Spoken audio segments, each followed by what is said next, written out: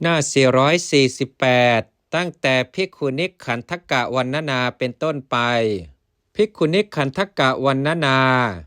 วินิจฉัยในภิกขุณิกขันธกะพึงทราบดังนี้ถามว่าเพราะเหตุไรพระผู้มีพระภาคเจ้าจึงทรงห้ามว่าอย่าเลยโคตมีวงเล็บบรรพชาของมาตุคามอย่าได้ชอบใจแก่ท่านเลยบริษัทของพระพุทธเจ้าแม้ทั้งปวงย่อมมีสี่มิใช่หรือ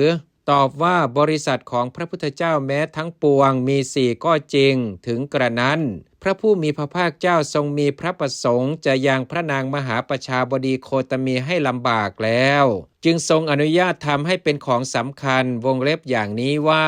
สตรีทั้งหลายจะคิดว่าบรรพชานี้เราได้ยากดังนี้แล้วจึงบริวารไว้โดยชอบซึ่งบรรพชาอันเราถูกวิงวอนแล้วมากครั้งจึงอนุญาตดังนี้จึงทรงห้ามเสียกถาว่าด้วยคฤธรรม8ได้กล่าวไว้แล้วในมหาวิพังค์แล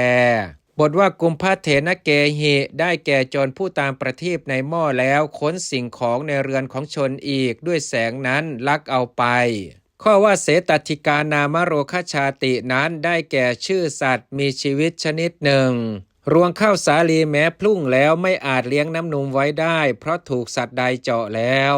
สัตว์นั้นย่อมเจาะไส้ซึ่งยังอยู่ในปล้องข้อว่ามันเชติกานามโรคชาตินั้นได้แก่การที่อ้อยเป็นโรคไส้แดงก็แลด้วยคำว่ามหโตตลากัสสะปฏิกัจเจวะปาลิงนี้พระผู้มีพระภาคเจ้าทรงแสดงเนื้อความนี้ว่าเมื่อขอบแห่งสระใหญ่แม้ไม่ได้ก่อแล้วน้ำน้อยหนึ่งพึงขังอยู่ได้แต่เมื่อได้ก่อขอบได้เสียก่อนแล้วน้ำใดไม่พึงขังอยู่เพราะเหตุที่มิได้ก่อขอบไว้น้ำแม้นั้นพึงขังอยู่ได้เมื่อได้ก่อขอบแล้วข้อนี้ฉันใด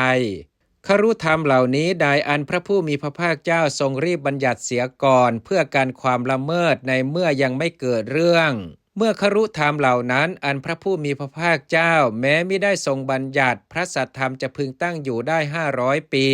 เพราะเหตุที่มาตุคามบวชแต่เพราะเหตุที่ทรงบัญญัติคฤธรรมเหล่านั้นไว้ก่อนพระสัทธรรมจักตั้งอยู่ได้อีก500 ปี